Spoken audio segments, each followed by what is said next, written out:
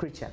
So ebimu ebiraga nti nno Katonda wa buyinza bwe kuba nti nno oli taata era oli maama. Mwana atunga olina point we wali tokirowooleza nti mufumbiriganwa oba osanga munno ng'oba oli awo mu pulaani zammwe temulimu nakuzaala mangu ddala naye Katonda n'atukubisaamu. Ababadde ababiri ne bafuuka abana ne bafuuka omukaaga ne batuuka ffe tuli 12 mu nju yange twali babiri. Naye obuyinza bwa Katonda obwo lwakuba nti ye bw'aba ayogera ku buyinza bagamba nti obuyinza obwo bukolera nnyo abantu abafumiitiriza. Omuntu atunula bw'atunuulira eggulu eryo nga litambula bweti naye nga terigwa n'afumiitiriza mangu n'anoonya ekiriwaniridde n'otunuulira ebire ebyo ngeri gye bikyusaamu shape ne kala n'oddayo mangu n'ogamba nti Katonda ono muyinza. So abazadde abantunuulidde nga nange mwendi nga neetunuulira tuli kyakulaga nti Katonda alina obuyinza. Tutya batugamba nti ffenna tuli balunzi. Ffenna tuli balunzi ate ffenna tugenda kubuuzibwa ku kye tulunda. Tolina abaana si beena n'atalina mwana. Ffenna buli lw'obeera nga okuze n'otandika okuba nga oli muntu mukulu otegeera ffenna tuli balunzi si nti ffenna tuli bazadde byawuka. Osobola okuba nga tonazaala naye nga waliwo abaana abakulu bolinako obuvunaanyizibwa betulinako obuvunaanyizibwa bwe tuba tutunuulidde obudde buno bugenze butambula abantu batusinkananga ku kkubo nga bw'oba oyogera owoggana nga bagamba temuwoggana temutaga kuwoggana. Omuntu obuvunaanyizibwa tayogera ng'akola ki ng'awoggana. Bw'otambula ng'oli ekikajjo ng'oli ayinza okuyitako n'akuleka. Then it was communal responsibility okukuza omwana. Tugenda n'okutunulawo awo nnyo bannange tuli bubi. Ensonga endala gye njagala nga tutandika omusomo guno mbadde nzija ne mukama wange n'aŋŋamba nti mukulu we yamugamba nti ebintu byonna bye tulina bisikibwa. Engoye z'olimu nkakasa nti engoye ze wayambala omwaka oguwedde oba guli tozirina waliwo omulala yazambala. Engatto, ensawo, TV, emmotoka gy'olina waliwo eyagirina. Naye ekintu kye tubeera nakyo nga tekisikirwa mwana. Omwana agenda kuba wuwo okuva olwaleero ng'ofudde n'okufa asigale nga wuwo. Era bagamba nti oyo muwala wa Kaloddo. Kaloddo waali? Waali? Ogamba Ssenyonjo? Kitaawo waali? Taliiwo. Bagamba oyo Farida muwala waani? Wagishakibu Ssenyonjo. Paka kufa nti ekintu kye tulinako obwannannyini obwakagenderera obutaggwaawo ye mwana. Era bwe tunasituka mu maaso ga Katonda waffe ng'agenda okutubuuza akajjojijoji k'ebibuuzo. Wakola otya? Nakuwa kino? Wawangaala? Mbuulira mu bimu bye tugenda okunnyonnyola akamu n'akataano. Wakironda otya? Mu bimu ebintu by'osobola okumodelinga n'obeera ng'ekintu okikumaakuma n'okikuza ne kifuuka nga ggwe mwana wo. Era mwana ate osobola okubutafiirayo ddala omwana n'afuukira ddala ekyennyume kyaggwe. Naye mu bintu by'otambula nga wenyumirizaamu nga akikwatako akwata ku ggwe. Emmotoka bazitomera nade ne mukwano gwange ejjo yabadde ajja mutwale ne meeting bambi ne bamuggyako bampa wa boda n'agijjako naye yabadde kisajja kinkoonye naye bakoone ku mwana wo. Ate ffe bamaama omuntu bw'akuba omwana teba nti nyazaala wange atera nnyo okugamba abantu nti tokuba mwana wa muntu. Bw'okuba omwana w'omuntu oba okuba ye olina omunnyonnyola ensonga nnyingi okutegeera lwaki omwana ono abadde agwanira okukola ki okuba. Sobola nti abasomesa tubakubiza nnyo okwegendereza nga mugunjula abaana bano. Naye ensonga enkulu gye twagala ffenna olwaleero tumanye amaduuka tugatuddemu, office tuzituddemu, amasomero tugakulira, naye kyolinako obwannannyini ng'okirinako full control mwana wo. Tewali agenda kusikira mwana wo, tewali agenda kusomesa mwana wo by'oyagala abeere, taliiyo ne bw'omuwa ssente ez'enkana ki. Twafunye obulwadde olwaleero tudduka mangu okutwala abaana ku masomero. Era baawummudde abazadde si basanyufu.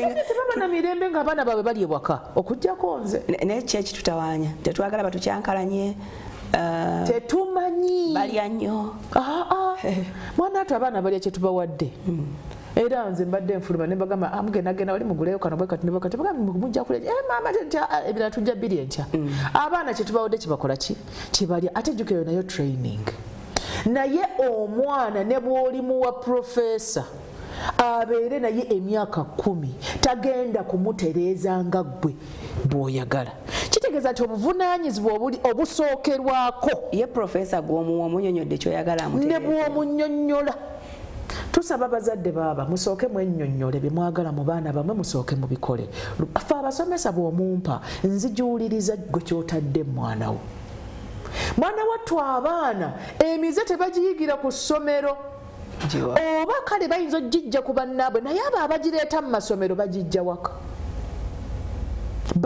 waka ffe tugezaako bugeza ffe abasomesa what we do very well is to help these children unlearn kubanga bava ewaka abaana babeera ewaka for only 2-3 weeks or a month naye ne bajja nga bayina ebintu biyitirivu bibazze nga babeetisse bwe bati so abasomesa balina challenge okurealininga to realign nti muzze mulya nnyo wano tulya emirundi bwe giti muzze mwebaka nnyo tuzuukuka budde bwe buti muzze temukola mulongoose ku biyigo byammwe bino no bigenze biva mu masomero I even wonder oba tulaga wa njukira edda nga n'enyizo gye mujja nazo ne muwera compound ng'okimanyi nti eri amasomero nga n'abaana babaalira obuliri olwali ate ge twagala okutwalamu abaana but do you know that okuba n'omuntu nga basic ey'okuba tasobola kutereeza waasula erinnya lyoyo omuntu tetwagala lyogera kati naye njagadde nnyo tutegeere nga tutandika programu eno nti bazadde bannange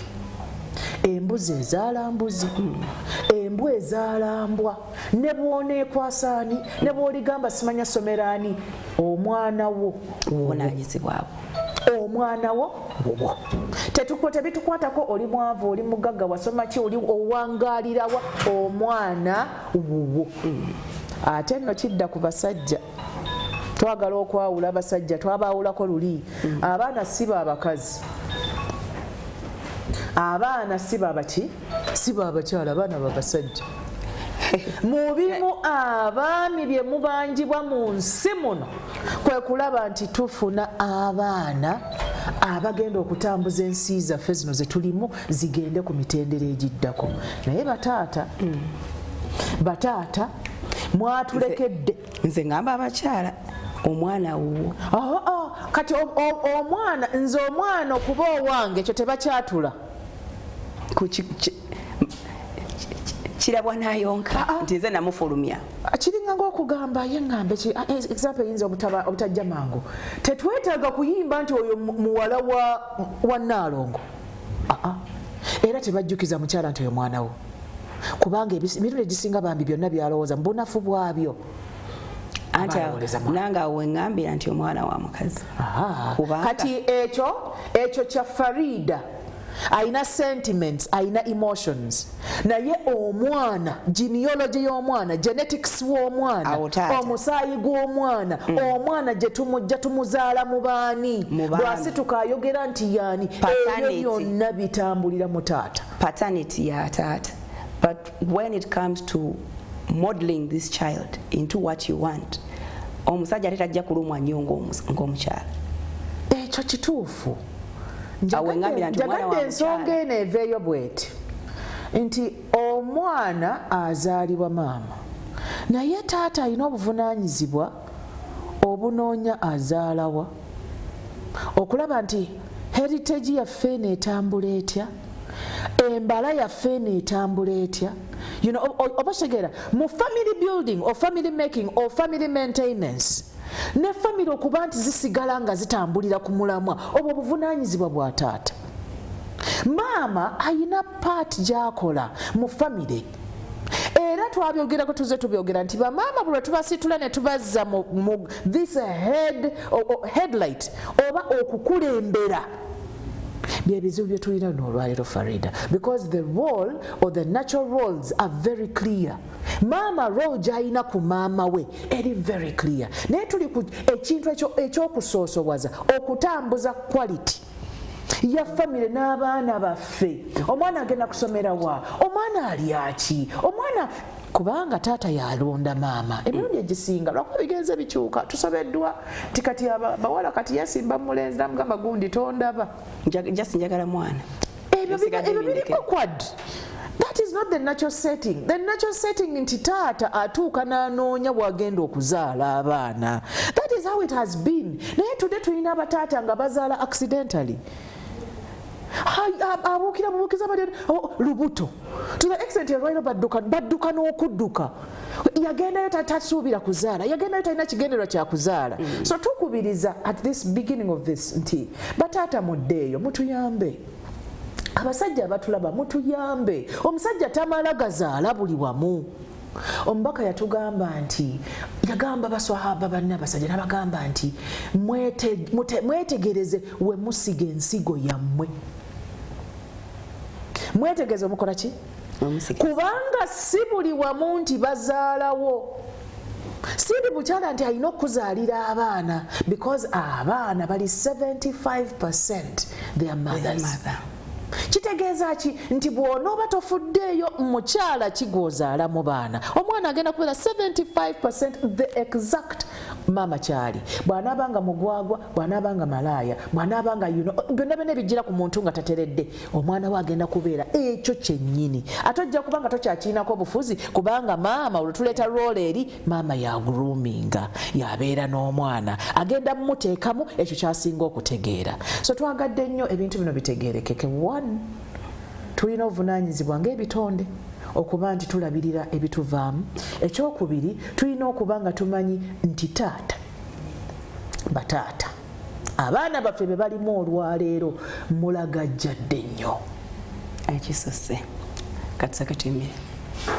Okay, katusake tumulemu katono nnyo tulina Zaituni Kakyama twogera ku baana baffe. Let's pay attention to them because embeera y'ensi nga bwetambula there is too much exposure out there that we do not have control over. However much you try, at the end of the day this child is going to slip out of your hands, whether directly omutute ku ssomero bagenda osanga tobalinako control tukomawo.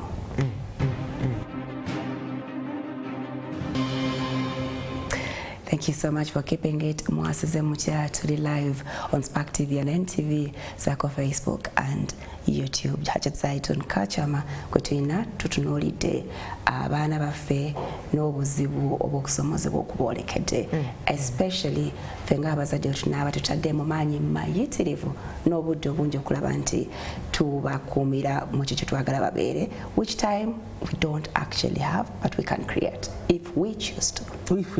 Abadde asoose kukwata ku mwami as fathers. We can't run away because these things ebintu byonna birina genealogy yabyo.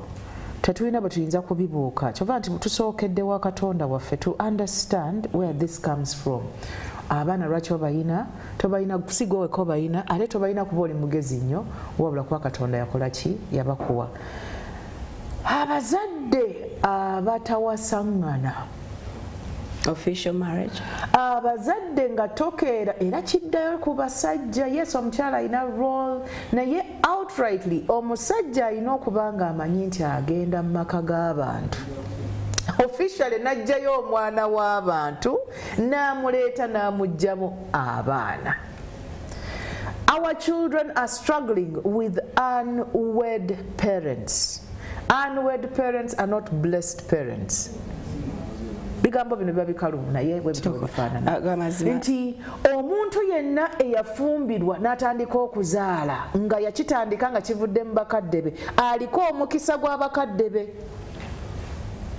Abakadde bwenzaala nga sifumbiddwa officially bankolimira oba Katonda yagamba omwana ono n'ataweesa bazadde kitiibwa. Ekya Katonda tukimaze kuba ye Katonda byatubanja abasinga babimu. Waliwo omuzadde nga sinnafumbirwa naye nga akitegeera embeera agitegeera n'akola ki n'agamba omwana wange nkitegeera kyayitamu kamuwemu time naye n'ablessinga n'agamba abaana baabwe Mukama abawa omukisa.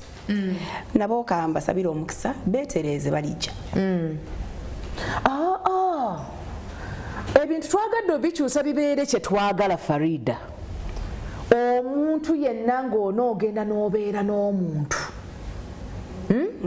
bino ebyokwagala emikolo okwagala okwanjula okwagala okukyala kati kwafuuse nga kwanjula ebyo byaffe twabyereetedde ne tweteekako obuzito naye tulina kye tuyita omuzadde okukwasa omwana we gundi emitendera egyo n'amanya nti bambi bakyali bato naye tutegedde nti Farida ali wa Muhammadi era no mu Busiraamu kyevalaba nti ffe tukola nika y'abantu 5 bantu 10 omuntu n'atwala munne mu butongole era ne mutandika okuzaala nga muliko omukisa nti gundi nga tuludde omulaba nti anti yafumbirwa nadde nansana okitegedde era bwe baba bakulowoozaako tebakulowoozaako nga muntu yeegaba oba eyeewaggula kubanga yes tulina ekisa ekijja ku mwana nti ebintu tebitambudde nga bwe birina kubeera naye waliwo kye tuyita primary tulina emisingi gy'ebintu bino amaka galina gye gatandikira abaana bali mu kubonaabona olwaleero olw'okuba bakadde baabwe ababazaala tebaliiko mukisa obutaba na mukisa tekitegeeza nti n'omuzadde yakukolimira but in the beginning tewafuna eno blessing etandika ensonga naye tulina n'abaana abali mu kubonaabona n'okutawaana nga abazadde baabwe bafu tujja anti kugambe tugenda kirya katogo kasavukanya tetugenda kubuuka tugenda kutuuka yonna so omuntu yenna ng'olina mukyalawo nina bemba nkubira no pass Farida wano ng'olina omukazi mu studio oli mu kumukunkumulamu baana naye nga yadde akagomesi yadde kasukaali ewaabwe tebakamanyi era nga taata abeera bwakuba emimiro nga bakulaba olina member of parliament ku TV naye nga taata wa mukyala wagamba yo talina byayogera talina magezi simply because oyina omwana waabwe mu makaago kino tekijja kugaana kuzaala tekijja bagaana kukola ssente tekijja bagaana kugaggawala era musobola okubeera mu bibuga muno nga muli banene naye the primary family start eyo tennaba kutereera muddeyo mu maka g'abakyala bammwe mubajjeyo olaba omuntu nga kino kankireke ensonga eyo nkulu nnyo kuba yetandika amaka era abaana gye bava ne tubafuna nga baliko omukisa byebiri bye walabanga nga bwe wazaalanga n'otwala omwana taata n'omwana ne bamutwala mu bakadde nyazaala n'atandika omukola ki omukebera obugere n'amukebera ekkundi liritya n'amukebera ebbala omwana alina ebbala liringa erya ssenga egyo gyonna gyegyo emikisa omwana gyafuna n'amutuuma n'erinnya webale nnyo nakugamba ebintu byonna nga bitambula mu mbeera eri nakyo embeera ey'emirembe embeera ey'ekitiibwa so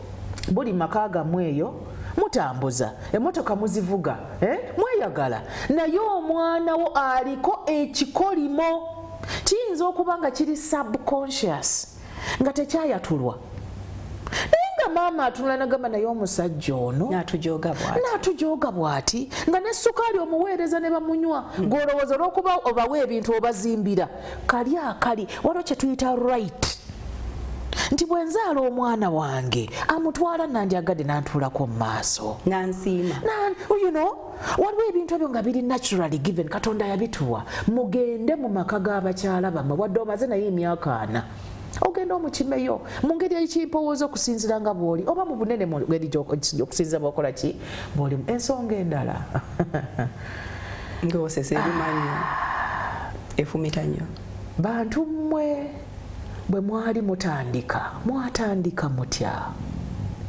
bino nno abaana bambi era ensonga etawaanya abaana ffe gye tuli mu kwekwasa mbu abaana balina empisa embi yeesemberayo ddala personality yaabwe yeesembayo eva mufe evino wasanga munno ng'akkirira ku luzzi n'omukuba ekigo n'omukuba engwala n'omukwata n'ofuna olubuto olw'omwana wasooka wali mu bbaala ng'otamidde nga ne gw'otwala tomumanyi nga n'enkwasa yeetamidde Farida toyagala kwonooneka mwana wange tezitamire mukama oli mutuufu oyogera mazima gokka naye bwe mwali mutandika nga mugenda okuzaala abaana mwatandikira wa because these children are suffering simply because we were not intentional bwe twali tutandika tetwali bagenderevu Kyobula abantu olwaleero tulina abantu omuntu afuna olubuto agamba nti nze sigenda togenda kundeka wano na lubuto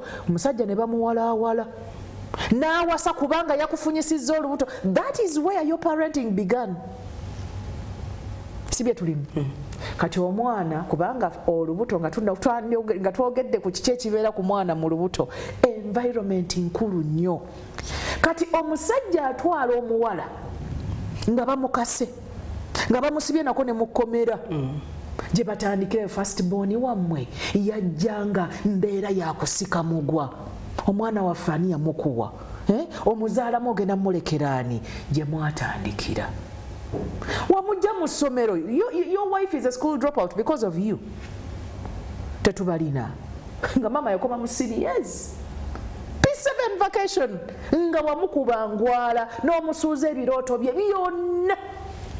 Buli lwatunula bw'ati gemaanyi bambi agamu olaba muzadde gaateeka olumu ku mwana nga tegeetaagisa ayagala omwana asome by'ataasoma.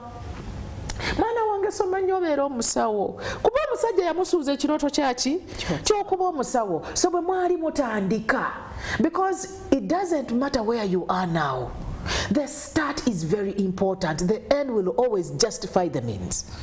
So abantu baagala okwerabira ebintu bino, but tukomyewo olwaliro tubibajjukize mutereeze ebisobola okutereera. Abaana bwe mwali mutandika okubazaala bantu mmwe, how did you start? Because we can tell a difference between a child who is a love child and a child who was born out of other circumstances. Enjawulo zitera kuba muki? Fe abasomesa bwe tubeera ku ssomero omwana tumulaba, because omwana bw'atandika okuleeta emize egy'enjawulo, we go back quickly to the parents. Be bazadde osanga abazadde nga tebakwatagana. Naye abaana abalina famire nga zikwatagana, taata ne mama bafissa akadde, it's time to take children back to school. Taata ne mama they drop their byonna bye baliko ne batwala abaana ku ki? Ku ssomero. Visitation, they come together. You know, nga coordination weeri. Mwana atwa abaana abo percentage esinga obunene bavaamu.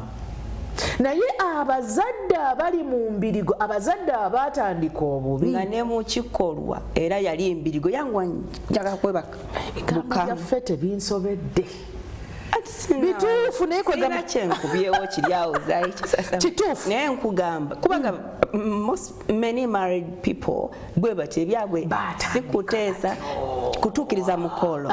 Ekyo kituufu nakyo gyekiri lwakuba mbadde njaga kutandika eno gye tuli eno gye tutandikira tugenda kuyingira mu maka. Naye bakama baffe oba ebimu byetaaga muno okwetonda nga gye twatandikira, oba twetaaga n'okuddamu okukwana bannaffe. Oliawo asa akyuse sentiments zalina ku baana aleme kubeera nga agamba nti naye abaana bano nsaba baleme kubeera nga baana bange mbagana naye kitaabwe abaana bange bano singa mungu otaasa ne batabeera nga maama waabwe. Baana baffe baterako akantu ako kanaye sikalungi. Kwegamba omuntu ng'alina obulumi bumuli bumutambulira muli, yakola ensobi mu ntandikwa akyagiwangaliddemu, kati abaana tubazaala bambi nga batawaana olwekyo. They don't even know. Abaana temugamba temwatulira bakadde bammwe. Naye akugamba mama nange simanyi kintawanya, I'm trying to be good. Naye nga gwolaba byonna byakola. Abamwetolodde bala mwana beebuuza ne bwe tumutuuza. What is funny is omwana ayinza okuba azaalibwa amakanga society egalaba geega agatuukiridde, because usually what we put out there is a facet. Tubikkirira tulwana nnyo. Right now tuli mu bulamu olwaliro buli plastic ennyo. Naye bino bye twogera tekijja kumata linga oli mugagga owasoma ki. Your children, the beauty about children, balaga kyetuli. They evidently show kyetuli, the inner us. Njagala tugende mukisenge kyamweyo gye mubeera otuntuza omukazi omutuntuza tewali kuteesa mu kuzaala wabayita ku mikolo ne mujja nga mukute mukyala n'omwami kamulekera baba ni batudde balina mostoka n'oteekako ka smile kwenna gwokimanyi tulina abaana olwaleero ng'abasajja baali bagambye abakyala embuto baziggyemu abo bayitirivu zina oba wamuzaala oyo mwana wo simumanyi oyo mwana wo ng'omwana mu maka taata ne maama mwebali naye ng'omusajja yagamba nze njagala abaana bameka basatu wokuna n'ogeza ofuna olubuto olulala olwo lulwo kitegeeza ki already there is a bias. Ogiraba kati omwana ye kubanga buli enjovu wezirwanagana omuddo gwe gukola ki gwe gubonaabona. So abaana babonaabona olw'okuba bano abakadde ababiri they are just tulina obulwadde abazadde ensonga eyokusatu Farida obulwadde ebintu by'abaana nze bintabula nyinza n'okuyingira screen nenjiyitamu abazadde obutatya bwammwe Katonda nga musajja gwe tolabikako mu church musajja gwe bakuzukusa okusaala omukazi n'omukuba oluyi obutatya bwammwe Katonda yena buli omwe eddiini gyali kubanga buli omwe amanyi munda mu ye enkolagana ye ne Katonda we oba owogana ku street ng'okeera ku street kuwogana munda mu gw'omanyi your relationship between you and your creator akuwadde ebyengera bino n'abaana nga mwebali obutatya bwammwe Katonda is going to be reflected ku baana bammwe. Lwaki sookera ddala emikisa givaawo wa Katonda emirundi egisinga we are all stuck. Ate emikisa gy'abaana giva ku bazadde okiraba toba nti njagadde tujje nga tukirya mpolampola omuzadde olw'okuba olwaliro tusoomoozebwa nnyo Farida tusika kino tugazeetinga tuwana n'ensi we are doing all sorts of things okulaba nti abaana baffe babeera bulungi naye kikuddira mangu n'omanya nti abaana bano sibasobola n'obazaayo waya eyabakuwa era n'odda mu kasondako n'ogamba Katonda wange so okusaasirako ku baana bange Katonda wange so kubikkirirako kuba n'obeera nga obaddiza tetukyasobola bino byonna tugeza tuwadaawadako buwaziwazi tetukyasobola.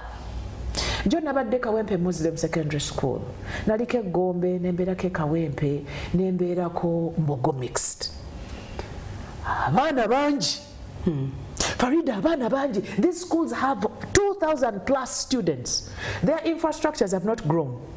Some of them even the personnel has not grown. Abasomesa bakyali be bamo babongeddemu bagize bajukira economy nzibu nnyo okuyingiza personnel ojongereko kine kye bitegeeza. Naye abaana bayitirivu onoonya omwana wo ku visitation. Nyotuma abaana bananga tebamulaba. Kati kitegeeza omusomesa ali mu ssomero. Biri bitwabeeranga ng'omusomesa abamanyi mwena tebikyaliyo. Omusomesa ali mu ssomero nga tamanyi mwana wo alidde ki asomye tebamanyi. Njagala obbalopa abasomesa temumanyi. Because it is overwhelming. Omuntu alina limit.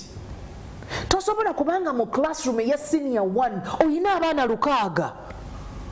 Oba kitegeera kati jukira abazadde tusuddeyo gwa Nagamba tugamba basomesa tubawadde abaana kwasiza omwana wakubirako kasimu nja kukubirako kasimu era obusimu tubulina bungi omwami wange is very good at that ye bambi buli personnel ajijjako ennamba ne askari naye konna kuwadaawada askari agulira abazadde 1,400 because 2 parents for 2,000 children be bazadde 1,000 jukira buli omu ayinamu akonti askari ono bwe muwaayo kati n'askari naye ali overwhelmed. Tuddayo mangu ne tugamba bannange buli omu keera ku makya ogambe nti Katonda nga abaana bano gwe wabampa mu butuufu saasoma sina gye nasoma kuzaala baana parenting sina kye njimanyiiko noonya ssente zimbuze ndi mu kuyiriba abantu basula mu maduuka abantu basula mu mmotoka abantu bali mu butale bw'omubuulo tabeera waka taliiwo ne waba waali taliiwo bakwase Katonda waabwe buli lunaku mukeere kyandibadde it would be beautiful abazadde aba ne mudda wali nti jangu eno embeera weetuuse tutuule wansi abaana tubawonge because that is probably the only solution today. Tulina emikolo gye tukola ku baana bazadde tulina emikolo gye tukola Katonda gye yatulagira abalina confirmation mugina abalina baptism mugina abalina akiika mugirina abaana bo basalira akiika abange nabazeemu ey'okubiri gwenda kugamba ekigambo ekikumenyera obwereere omukazi tasalira abaana akiika taata waabwe yabasalira oba jjajja azaala taata oba jjajja it is a paternal responsibility. Sheeki omukubira essimu n'omugamba nti waakiri ako kankolere waakiri because that is a paternal responsibility gwosobola okukola ebirala naye ekyo kyova tutandikidde ku baami kubanga it is a principle tetulina bwe tukikola ki bwe tukidduka tugamba bazaddemu abo mutaate Katonda muli mu kunywa mwenge muli mu bwenzi muli mu mazina muli mu kunyenya ensaasi muli mu bintu biyitirivu byonna bigenda kudda kuba Katonda akusasulira mu byolina mu bimu byolina baana abaana nga tebalina musango abaana olaba nti bonna bwe twakatuusa abaana tebalina musango obagezaako tulaga nti mukati mukole nnyo mulabe nti omusango gwammwe sikuteeka ku baana tulina abaana kalonako nkaleete omusango gw'obwenzi bannanga obwenzi tulaba ng'ekinyumo naye omusango gw'ebwenzi gusasulwa generations 7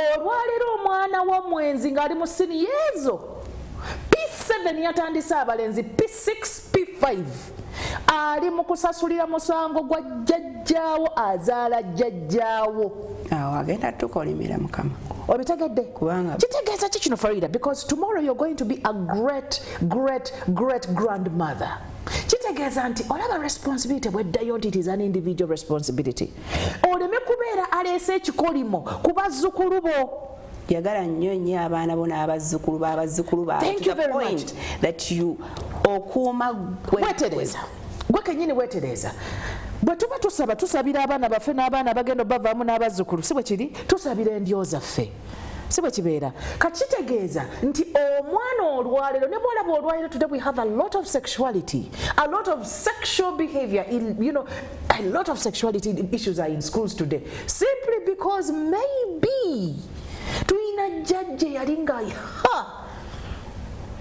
tubali obitegedde kakati abaana olaba nti tetunaba batuukako tutye Katonda abaana baffe bajja kuwona abaana tubazeeyo eri Katonda abaana tubasalira akiika abaana tubasaddaakire genda mu church teekayo ogambe nti Katonda wange ntaddeyo kino nkitaddeyo lwaki abaana bange ku yidi fitiri abaana baweereyo tulina abazadde mwanatu abasajja nga tebawa fitiri They don't even know that they're supposed to kati kubatumala ekisiibo tulina zaka gye tuyita zakatul fitiri omusajja era kizeeyo ku taata bannanga abasajja nga tetunnayingira muliro abaami mugenda tusooka nnyo bangi kubanga omusajja yaweera famire ye principally maama era naye ajja abiyingiramu buyingiza naga nange sifiira mu firimu naye taata yaweera abantu b'enju ye bonna n'abaweera fitiri okirabye so tugambe nti tutye Katonda ensonga eddako tetugenda kunda leero wazze tukomerera misumaali katoke tuwummulemu mazima ojja otwongere to come out, please don't go away.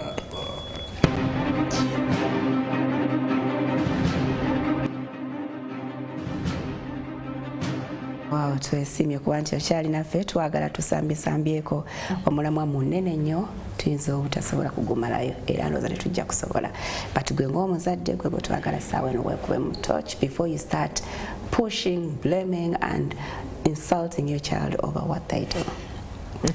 Gwe muzadde atwala omwana ku ssomero n'omusuulayo emyezi 3 n'otamanya ki kigenda maaso tomukyalidde olinze bakugambye nti omwana awummudde bakubira nakasimu owaaye maama Ashram tuwummula leero oli bize nnyo mukati kampeereza owa booda asindikira booda omwana ne bamuteeka wakati mu keesi n'omufaliso bannange obwo bwavu bwa nnabaki nze kitange yali antwala eggombe mu senior 1 I remember that very well kubero lyali lyanfuufu nnyo ndijjukira wali nno mu senior 1 he wanted to orient me kitange ne mmange Ajati Sarah ne Shakibu Senyonjo basuula mu Gomesi ne banvuga nga ngenda mu first year university ne bantwala embaale ne bankwasa wadde noteeka omwana wo uniform ze twambala ez'abaana zitegeerekeka ennaku zino bw'ebeera wansi w'amaviivi eryo si ssomero abaana kati uniform ziri waggulu wa sitookisizo ezibikkabikkako si bwe kiri agisika bambi bw'aba alinamu ku nsonyi n'agituusa wano n'abeera nga kaspace kano wakati ke kakola ki kati n'omuteeka ku boodabooda wakati w'omufaliso ne suitcase ne yeebamba bulungi nnyo n'owa boodabooda muntu alemererwa kugamba ne bw'aba talina kyakozeewo what is that what are you grooming omwana oyo muwaddani gw'atasobola kutta lunaku lumu n'otuula mu taxi, because we are not talking about well-off parents here only. Tosobola kutta lunaku lumu n'otuula mu taxi, omufaliso gw'omwana ne kesi ne baguteeka ku mmotoka n'ogenda n'omwana wo n'omusitulirako. Naye what is happening? Kubanga abaana bano bwe tunaabeera nga tetufaayo, abaana bagenda kaluba emitima. Bakalubye. Abaana bakalubye. Oyo agamba abaana ge bamukola. Abavubuka ba myaka 22 tebakyali emitima gyagumye, tebakyayingiza kintu kyonna, biva kuffe. Wakula otya? Waliwo ka video kali ku TikTok. Mwana alabika alina emyaka 7. Ekinene nnyo omulala n'alabika wa 7. Omwana amukola agagamba bw'ati amatu ne gawuuma. Bannange n'obuzo balina abazadde. Ebigambo bino bwe tuba tubyogera tetutuukiridde. Because abantu bayinza ogamba naye kati oyo yaababe bali batya. You know, weak people will want to ask that. Oyo ababe bali batya. Bino ebintu tubyogera nga nange kennyini neekuba emiggo. Because nange nina we nafuye. Naye tulekeraawo ate okugayaala ennyo. Wakula otya baawummudde. Deeti eddayo ogimanyi. Mazima ddala ennaku 20 tosobola kweteekateeka n'ogamba nti olunaku luno omwana wange kamuzzeeyo ku ssomero. N'obeeranga era ogenda osuubula amatoke era ku loolo oyina okubeerako. Akubira omusomesa. Teacher Andrew atuuse omwana muweereza ku booda muyambeyambekaawo. Bakuyambe batange ensi kati olwaliro tubeera ne abazadde 6 bamukubira over that. Essomero liri jammed. Because amasomero bazadde baba bajja mu masomero, amasomero gatawaana. Essomero liri jammed ku opening day. Tewali gw'olaba abategeera. Nobody is really sane ku lunaku olwo. Naye wakula otya bw'atasobola kufuna nnaku 3 ku mwana wo, kale kati ekisulo kyagizeegizeeko. The first day you should be involved directly. Visitation and closing day. Ennaku ezo 3 ziwa omwana wo. Awo n'abasomesa bali abalabirira omwana wo. They are going to put you on top of bagenda kwawula mu bazadde. Because the school has so many parents who do not care. Naye bajja kulaba nga maama wa gundi, taata wa gundi. Kyamutuuseeko tulabe embaga wano. Tubadde tujja ne mukama wange tengamba nti abantu beerabidde nti abaana bano abaliwo kati, no matter the age. Kubanze njagala kireta nti president waffe yaliwo n'akula. Abaali bamuvunaanibwako mu budde obwo ng'ali muto abamu abafuga kati.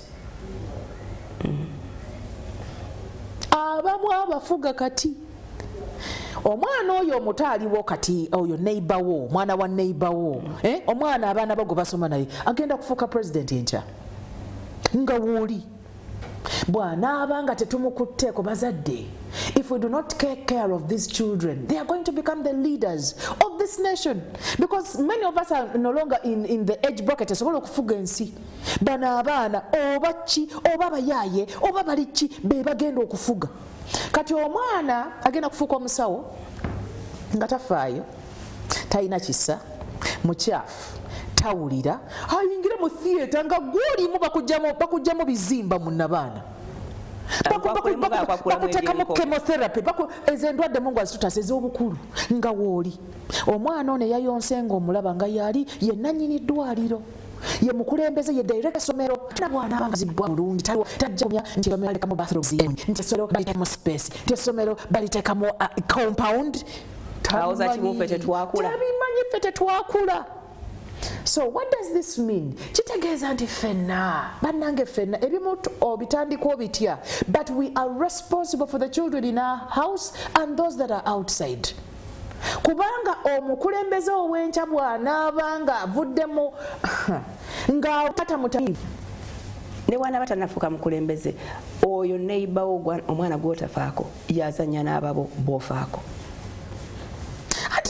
Bagenda kubeera. That is why we should be involved. The point gyembadde njagala eveeyo nti omwana oyo ayinza okuba takukwatako kati n'obuwonga si kikulu nnyo, sisasula fiizi. Naye omwana asobola okusoma naye erwanako n'afuuka dokita. Kijja kuba kizibu nnyo ogenda wa dokita omulala ng'olina omwana ki? Dokita. Naye omwana wo akuyinako sentiment ki? Tulina abaana nga bwe muba temunnadda abaana tebeebaka. Tulina abaana nga bw'otuuka kawala kange ka Asia ka last born bw'otuuka nga kagenda nga kaleeta sapatu nga kakugjamu zino engatto z'oyambadde oyo namuyonseza emyaka egyo. She's attached. Role eyange nagikoze. She's attached. Ayinza omujja ku nnyina aba mulala. Kyova nti omwana wa mukyala ekyo tetukiyimba ekyo tewali akizannyiramu ekyo. That is not a song. Okyagala tokyagala omwana wa mukazi. So omusajja tumujjukiza kyova nti tukipoundinga. We pound into them because if they don't take on that responsibility batusse batukoze bubi. So tugenda ku point endala abaana gye batawaana nayo is their heritage. What is running in your children's blood?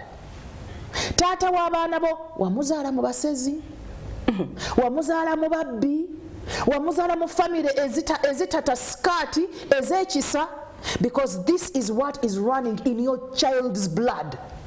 Namuzaala mu bangabi. Abakola batya? Bagamba bombaka walako. Ebanja liwete. Abengabi tetuzaala. Omwana wo tolina bw'ogenda kumwawula ku kika kye, ku kabira ye. You know, ebyo bitutambulira mu Katonda alina obuyinza by the way. Abengabi bawuka ku b'embogo. Otolaba nti kyewuunyisa.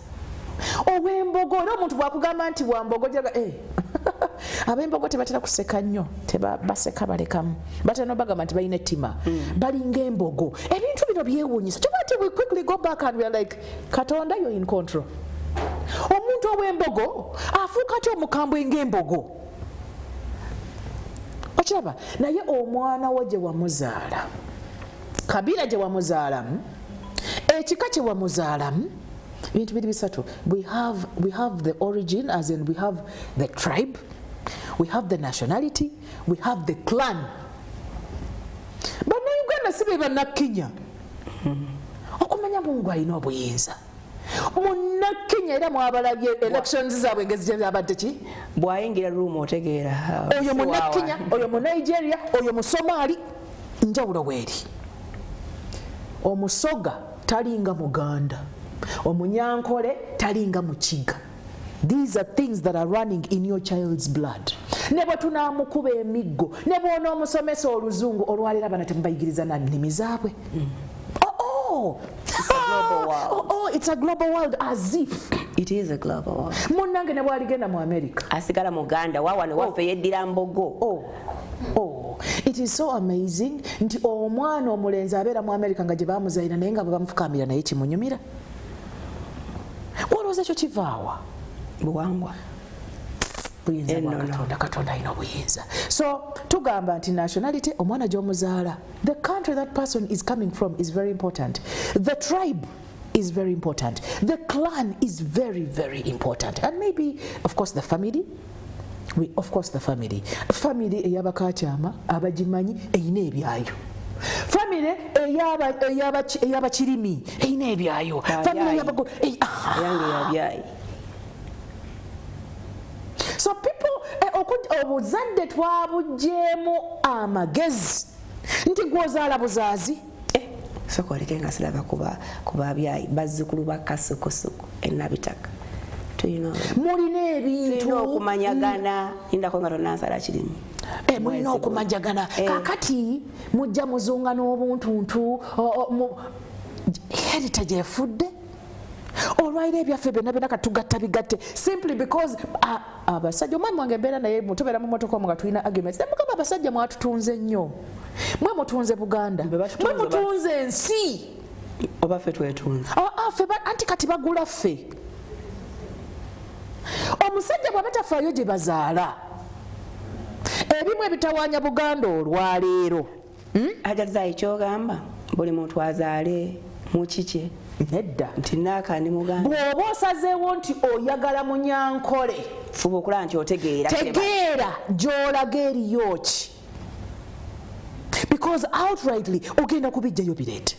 Tetwagala bijje bikushookinge bikukange. Wejjuse bw'oba okkiridde Rwanda, bw'oba ogenze Congo, manya nti Omukongo ali bw'ati. Oleme kuyomba, oleme kuba bantu, oleme kutawaana. Nakasinga. Okitegedde. So tetugamba nti buli omu, because we are not promoting racism or which. Naye twagala abantu babeere nga bali intentional. Omanye nti amaanyi, because buli tribe erina amaanyi gaayo and of course ina weaknesses zachi.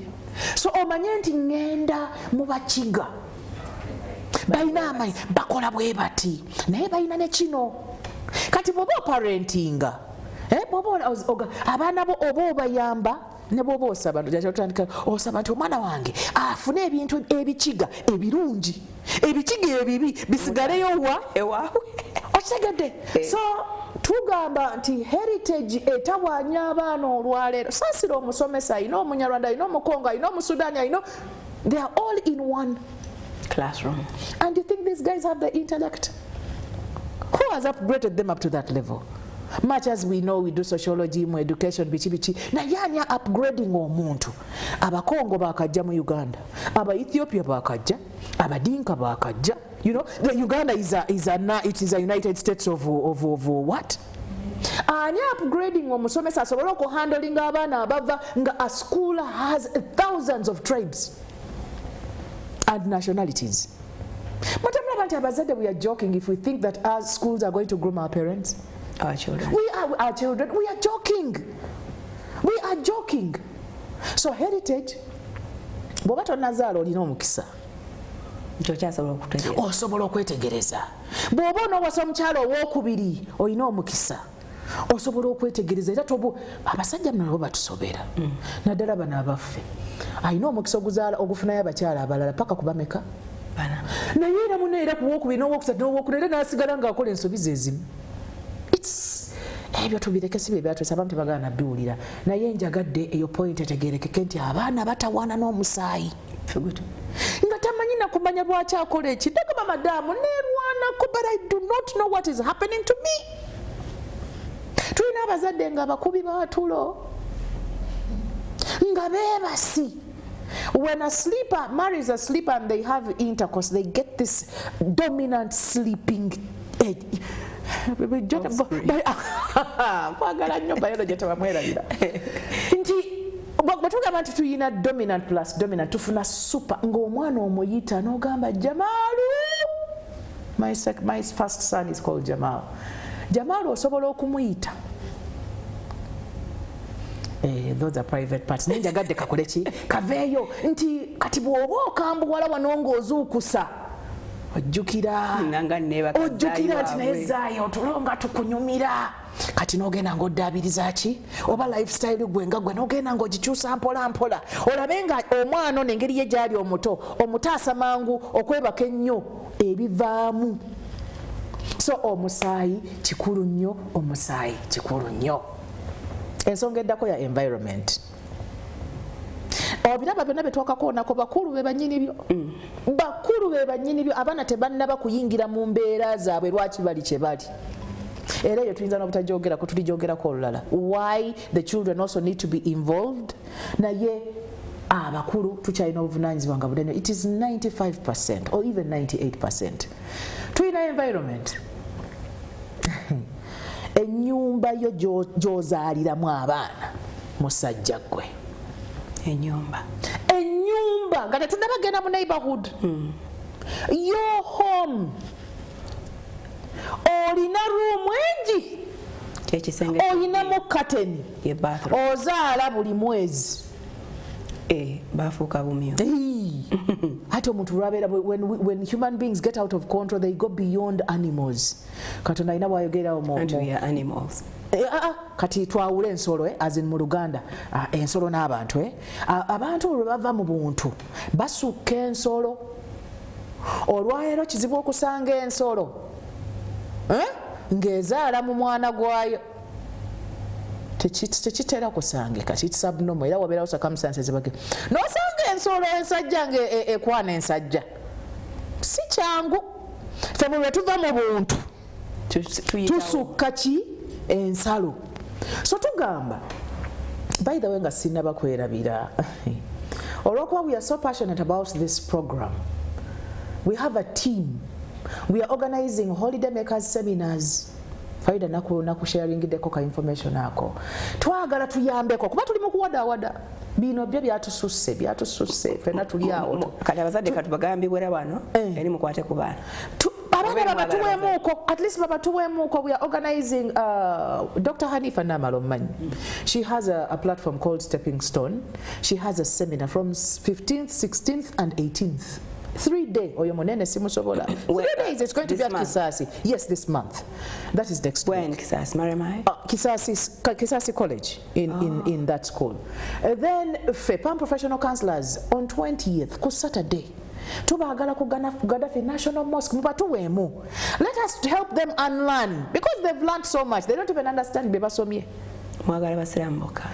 Muleta abaana. Bino byasusse ddiini byasusse tebikyaliko nsalo. Bring your children mubalete. Tuko tutekeke tofali tetulina kyakola. Naye okuddayo. Environment gye tukoledde abaana baffe bano betuleeta mu nsi. Oyina room ezi. Oyo no mugagga. Oyina room egi. Mwina abaana aba. Bazaala kingo ina room emu. Bona kuzaala nga tetunaba kwetereza. N'obusiraamu tebukikkiriza ne Katonda takikkiriza. Sooka weetereze. Katwafunye abantu abakuuta enjiri. Nti Katonda ajja kukuyamba gwezaala. Kwagamba omuntu essuubi tuba nalyo mu Katonda agogo mazima. Naye omuntu ng'anaawasa ayina ebitendo by'abeera nabyo. Ku kimu ku byo ayina okuba n'obusobozi obutambuza family ku basics. Basics mu family. One is shelter. Is shelter. Ne room emu shelter. Shelter. Eyina okuba kati tulina ebitendo bya shelter. Bwe tubiyingiramu ate munda kyagenda okusanga ng'abantu bonna bakoze ensobi ennene. So katugende kwene eri. Nti unbelievably. Omuntu oli mu room 2. Naye temulina na kale tusookere ku kuneeyisa taata ne maama. Create an environment. Yes, muyinza okuba ensawo tennaba kwa allowinga, but can we create an environment? Abaana bano nga bayina by the tulina abantu nga bali very organized in their small environments. Nga bafuna abaana balina katanda kabe ko basula nga bateekawo board oba curtain nga abaana bali wali nabona bateekawo board daddy ali eri ne mami.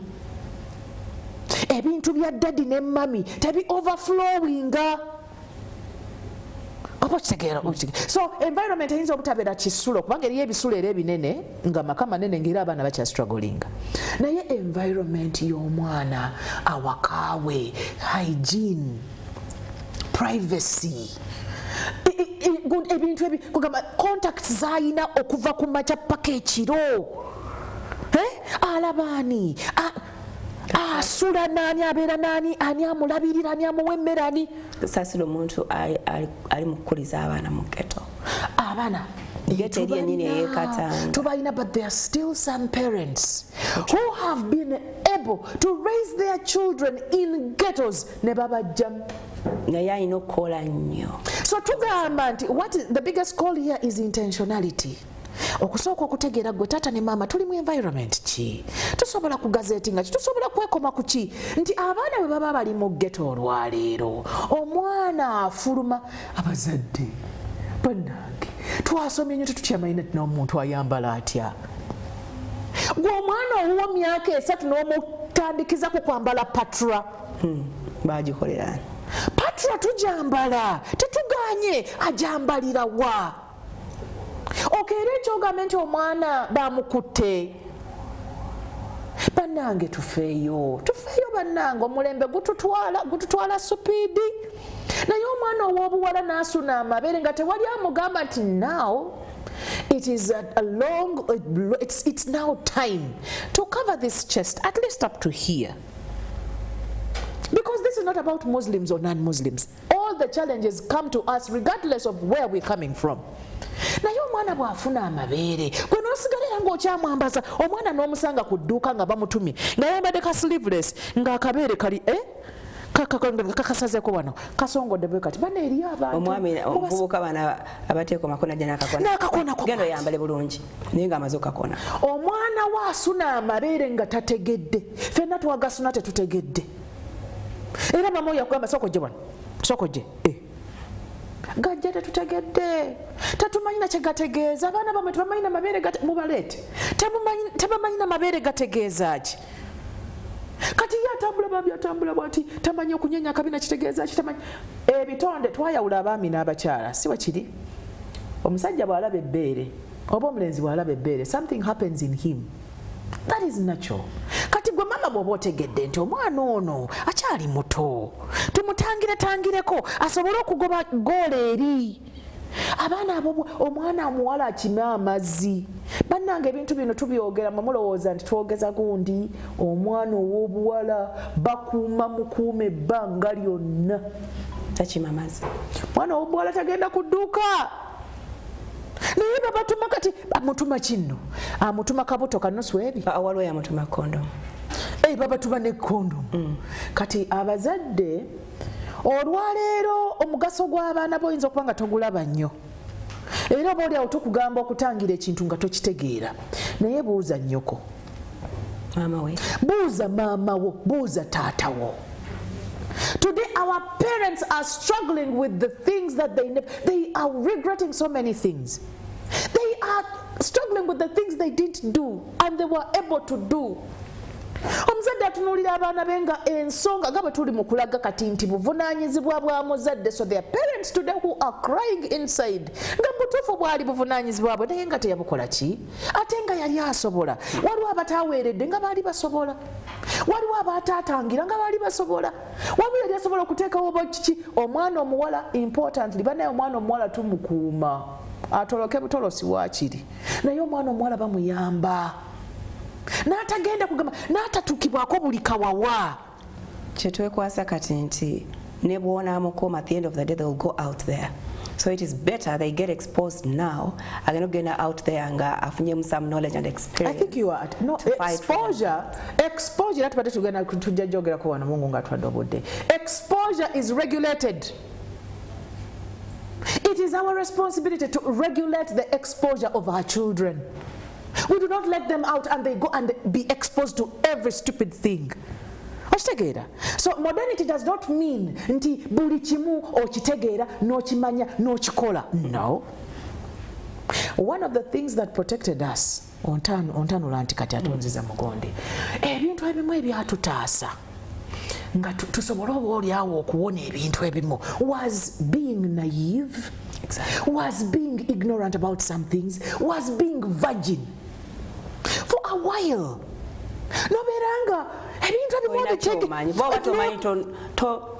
No news is good news. No beranga for a while, at least up to 18. Ngebintu ebimu tobitegedde. Kati ogenda okubitegeera, of course bwebisa okane bikutomera, then noyiga mangu because you are an adult. Naye omwana omuto olwaleero atannaba na kutegeera kulya.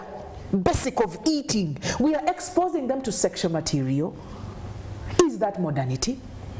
Is that modernity? If that is not primitivity of the highest quality, because in the primitive world, the chimpanzee will get onto the female and the male will do it when the babies are there. That is the jungle. But are we also in a jungle? But now I understand why my parents were very strict. Tata wange yafulumako ebweru twalina abapakas nga basula manju kati lumu nafuluma nga omuntu amutumita kajaketi nga tulyawone kajaketi tunyumi taata wange nafuluma nansanga naga Farida oti mama wange yankubako emigo gyakubeera na maidi katummulemu onyumiza embooko tukomawo.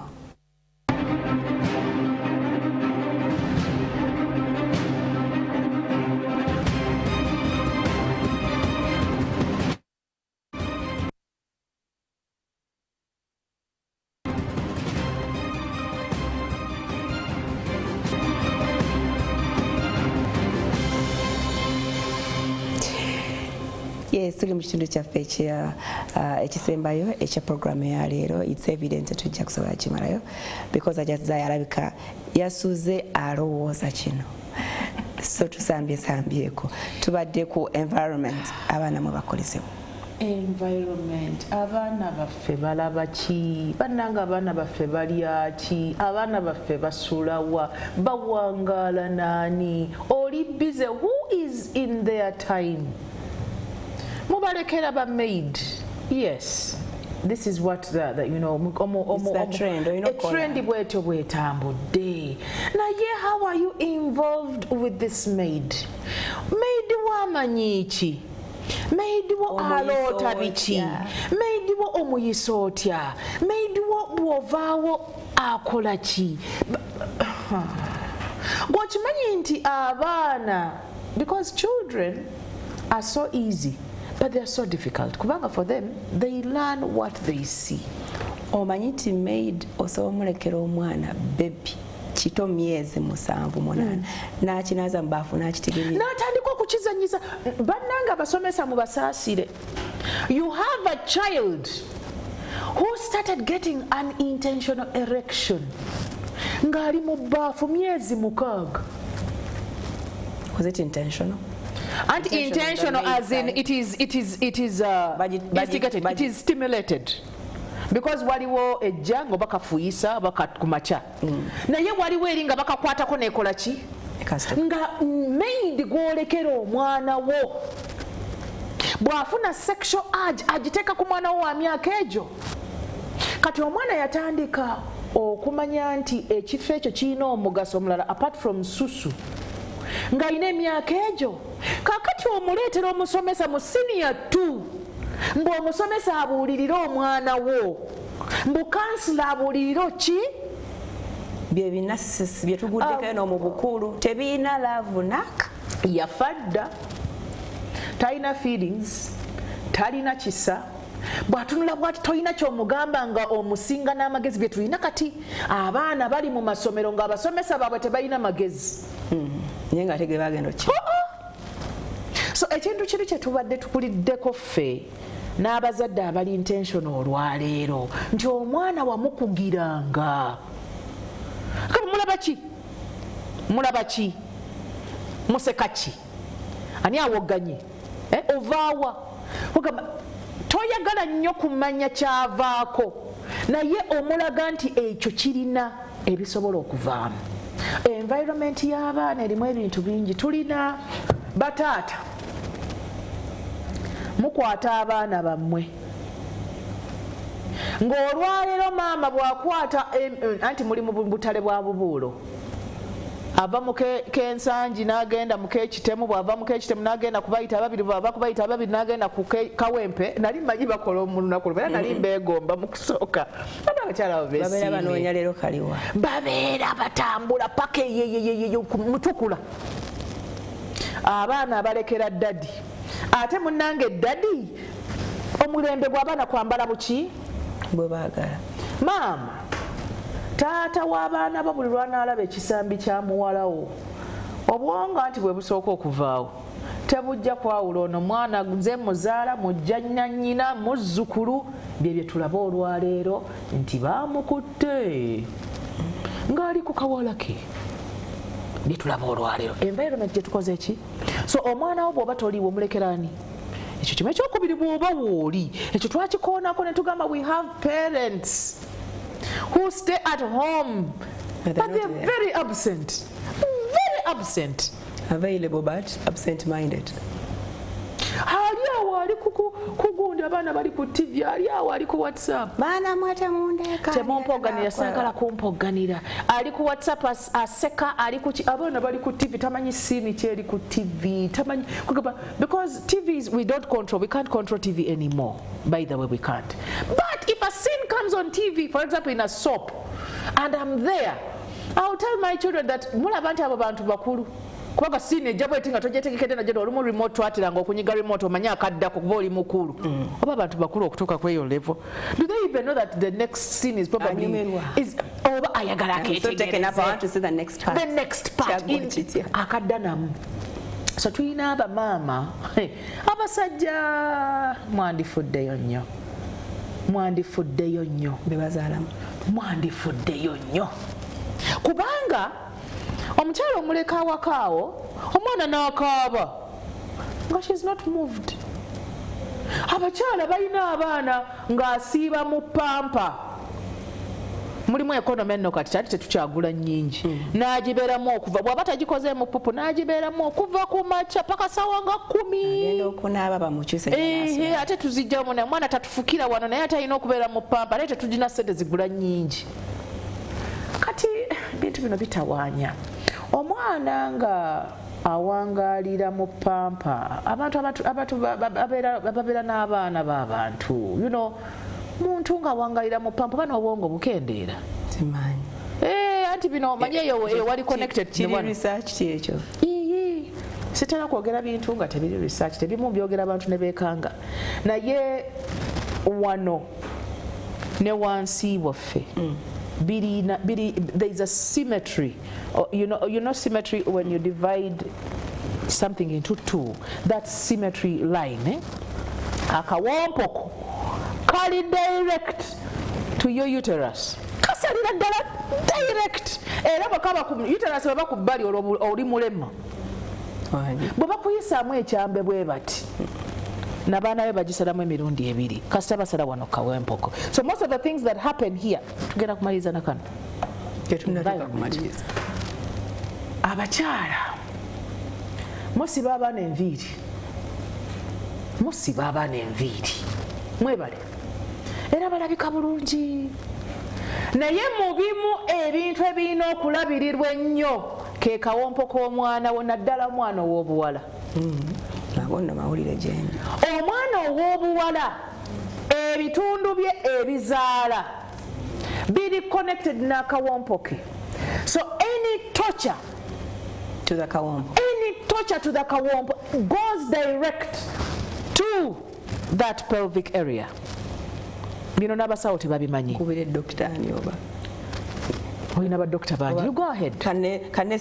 Njagala kuleetera nti bw'ogenda mu dryer abakyala abafumbo bw'ogenda mu saloon n'otuula mu dryer zayi gy'olaga ndabayo tujja kutambula mpola ningalabayo mu Allah yatonda akawompo kano nga kakoonera ddala ku bitundu by'ebizaala.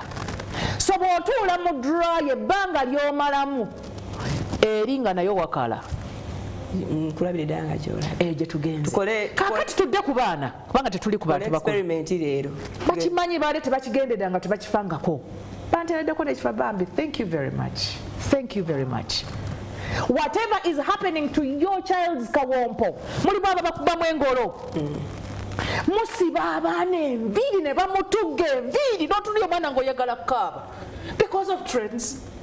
Abaana tebagenda kuzaala because right away there, as the uterus is developing, it is under torture. Olwokuba mulina okutambula n'omulembe y'abakazi twakula tutya. Should every trend be part of my family? Oba bitegeera Farida. So mutegere kino omwana wo buli lwona omutulugunya ne bamuteeka mu salo ne bamukuba empi kuba tewali nviiri ziggwa ng'omwana akyalina sensitivity nga tebamukubye mu kumpi. Okitegedde kati omwana right away we are. No wonder we are struggling with infertility. We are struggling with infertility. We are struggling with insensitivity. Omwana wogenda kutuuka okumugaba ng'aliko buli kimu naye nga talina feeling neegi. Yatandikira mwono omuto. Do you know what it means? Batusiba enviiri Farida. N'ogamba kampo mulemu nja kudda. Ng'oli mukulu. Ng'obulumi bukutta. Abamu badda even after 2 days. Abamu tebadda ne babijjana n'agamba kabulengana. But you subject a 2-year-old child, even younger, to that pain. Abasajja mwandifuddeyo nnyo abakazi be muwasa mutukoze bubi. So this is what is happening. Omwana agenda akaluba tugambe tugenda tubakalubya atuuka ekiseera nga bazimusiba ne ziggwako nga takaaba feeling zigenda agumye kubanga bw'anaagiramu bw'ati nga bamukuba. So ngabeerawo nga bamusiba 2 years, 1.5 years, even months. Bakazi ba saluuni manyi mundaba sente tuzinoonya tuzaagala naye waliwo ebintu bye tutakola. Omwana n'omusiba n'omuteekako braid nga mazima gennyini omanyi nti ali mu bulumi Ate agala kwanguwa akwata omulala. Ate olina okukwata omulala because now it is holiday. I know it is market now. Kati the market is there. It is hyper. Abaana babaleeta. Tufuneyo emisono egiri gentle. Waliwo emisono gy'enviiri nga giri gentle ku baana. Let us do a little blow dry. Let's soften the hair a little. Let us do their fashions that are friendly to our children. Toseka nnyo. Naye omwana n'omusika, omwana n'alwala n'amabwa. Ekatuuka okwebaka nkali bwe kati mami. Come on. Nazimanya. Bannange, abaana si be beeyonoonye. Me am with the children. Abaana ffe tubonoonye. Do you know what that means, Farida? Nti omwana atuuka mu nasaraawe nga mugumu n'omuyingiza kindergarten nga omusomesa ne mwamukuba engolo ng'omugamba jangu walo ne mwamuyita kyobulaba nti obwana teachers will testify nti akaana bakayita nti jangu wano ne kagaana. Give your friend her bottle back ne kagaana. Bivaawa. Environment etandika kati wano tuze na mangu. Waliwo environment y'omwana mu lubuto. Tuli mu dry omwana ali mu lubuto lwa oli mu dry omwana ali mu lubuto olwo n'agira ng'otuuka okuzaala tolina na mazzi gazaala. The amnion fluids have dried up. Naye ffe twabaki ffe abatalina Katonda yatuwa omutwe guno nga gulowooza nnyo. Tetubimanyi. That is why we have this show. Ignorance. We don't know these things. Ate nga bitu affecting her directly. Alhamdulillah, we are here. Naye taata w'omwana wo bw'abeera mu lubuto, what is your role? Maama w'omwana wamwagala n'omulabirira n'omuliisa n'omufaako n'omwerekerako continent, omwana ono aveeyo ng'akumanyi. Ng'okimanyi nti abaana bataata baabwe babakyayira mu mbuto. Ogezanga n'okuba omukazi ng'ali lubuto. Abaana babazaala ng'omwana tayagala kitaawe amukwateko paka. Nga wakuba omukazi ne weerabira n'okwerabira. Mukazi olubuto tebamukuba. Tebamukwatako because that message goes direct to the fetus. Tobalaba nti mama afuwa emmindi, mama anywa sigala, mama anywa omwenge, afuwa shisha. Olwayo muli mu bintu ebitategeerekeka. A woman n'otuula ku boto ya shisha. You call yourself a woman? Alina n'olubuto. Kati omwana bwe tumuzaala nga tumukwata drugs ku ssomero. It is direct. Obiraba ebintu ebyo. Ondekeredde. Bimpadde konze. Ondekeredde. Naye omwana wo bwe yali ali mu lubuto omusajja gwe wakola otya? Yogenda kutanga otya? How can you even reverse this? Omukazi yakusabanga nti ndeeterayo ekibumba. Nogamba abakazi b'embuto mbu balya nnyo. Mulina akajanja. Mulina akajanja. Maama wange yanzaala asaba kibumba. Tukuwemule tugambe gendo. Nze maama wo. Okyogedde badde ntidde. Omwana wo yasaba ekibumba sinze. Nali nkikusabanga nti siri lubuto. It is your child that makes a woman crave for whatever she's craving for. So can you feed your child right away from conception? Do you even know what women eat when they've conceived?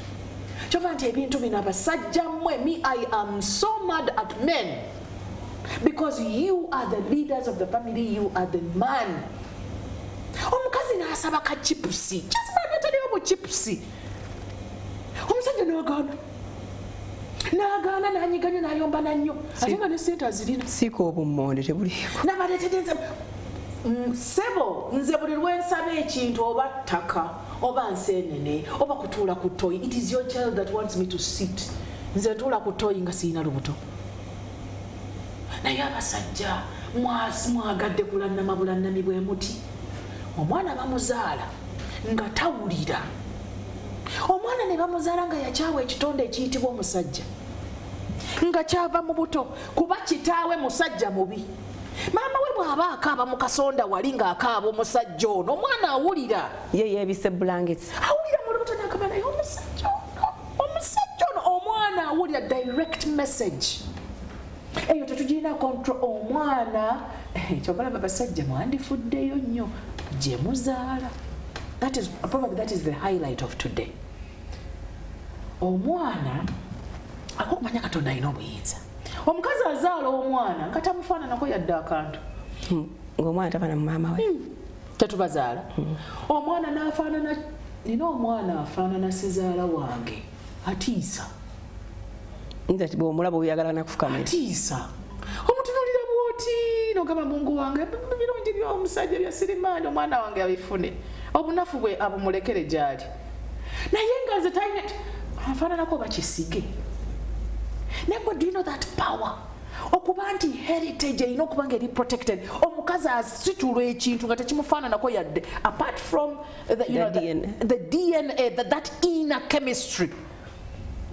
So tubagamba nti bw'oba tewalabirira baana nga bali mu mbuto z'abamaama baabwe ogenda kufuna obuzibu. Byebyana mugana mu mwana namugambye omulabagambye mukole kino nga tebatya nakutya ne taata tebamutya. Mwana wange namunaye okuza onoofumbirwa nti ze temumbuulira. Yakyawa tayagala nakumanya. Maama we yali akaaba nga tannaba nakubeerawo. Akama nfumbirwamu ki muno biru biki? Right away we are presetting omutegekera eri muki? Mu lubuto ne bwakula najja n'alaba engeri gy'o abusing maama we n'ayongera okukyawa. Katuli eno tumutadde ku pressure y'ensi okuze fumbirwa zaala. So fast forward. Mukazi munne. Fast forward. Njagala tuvugemuko katono because tuyinza obutatuuka. Abaana ebibasoomooza bingi nga si byammwe. Bingi byendeseyo nga it is not their doing. The kids. Si bya abaana, it is not your responsibility abaana nga ffe abakulu ffe tulina bibateerawo. Naye bw'otegeera ekyo nti taata we yakwata maama wo ne bakuzaala ogenda kukola otya? Ogenda kuwangaala otya? Because this is when we call for what we call personal growth. Na weetunuulira gwe Zaituni n'ogamba nti maama wange yayawukana ne taata, so I'm a single parent child. Omwana akuzibbwa maama yekka abeera nakusoomooza ki? Quickly fast forward, find out. Omanye challenges zo otandika okugenda ng'ozirwanako mpola because those defects are going to be on you naye nga si gwe wazeereetera. Bw'otazirwanako ogenda genda osange mwana munno omumenye naye nga naye tamanyi lwaki omumenya. So gyaba nti mu dating bwe tuba twogera ku dating byebyo ebintu ebimu bye twenoonyerezaako. Buli munno kyajja nakyo, the baggage your partner comes with is going to affect your relationship. Mukyala gw'otwala bw'abanga nnyina yanoba, chances are very high tagenda kufumbira. Akimanyi bavaawo. Maama wange yavaawo yafa. Sigenda kufiira wano. So gw'oleeta era batannawasa mu bino ebintu ate bafunamu nnyo. Taata wa bbaawo bw'aba yali akuba abakazi teweekanga nga bakubye etteke. Naye ate waliwo ayinza okuba nga nnyina yanoba ne bakisibwa bubi kati ye nga gawe ndifuna omwami wange ne tuzaala abaana baffe. Kati ye point gye tuliko akoze personal growth. Yeah, personal growth. We call upon all the students that are watching us now. Go and find out what personal growth means, because most of the things that are disturbing you now are not your doing. But that cannot be an excuse for your failure. It cannot be an excuse for you chasing your dreams and you don't get them. It will not make you become and be pregnant in senior one because your mom got pregnant in B7. You know, some things should not follow you because they're in your heritage. You should be very intentional. You should read. You have access to phones today. Those are your challenges today. You have access to TV stations. You have access to phones, internet. Can you go on the internet and look for things that are going to help you overcome the challenges that you do not have direct control over? Olaba information joli mutu wakati ne bwogenda ku internet oyinza obutagisangako nga nyingi eri gyensobola okuexhaustinga. Yes, that is an insight. But one thing, mbugo yatuyambye mu bintu bingi ebisingamu ebiri. But if you can't find that information, you're going to call some of us. We have managed to put up some information. We have parenting information. We have couple information. We have children, teenagers, young adults, university together, and we've been here for a while. So you call us. Come to our seminars, you ask. It is abaana tebakyayagala kubuuza abantu bakulu. Omuntu omukulu akusinga simply because mukulu. Tofa kukyalina. Naye okuba mukulu alina byategeera. So you ask, but of course be intentional. We don't ask everybody.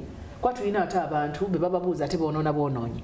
Naye olina okuba nga olina amagezi nti mu staff room yaffe mulimu Mr. Gundi ng'omulaba nti akola ki mwebuuzeeko muba peers bo you have challenges of peers but you should be able to know which friends should be in your space.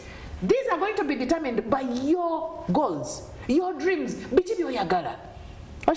So you are going to determine your friends. Era abatalina birooto tulaba ebiwalawala mu masomero. Abeera jinika bibina bi clicks byammwe muvuma abasomesa muli mu balenzi muli mu kunywa njaga kati muli mu holiday temwagala kubeera waka you're everywhere. Mwana gwo w'obuwala buli musajja agenda kwebakako as long as you are available. Muli mu kusinika mannyo obasanga mu mall bali mu lift obasanga mu hotel everywhere buli wamu mwagala okutuukawo as if mugenda kufa nkya abange. Can you just grow?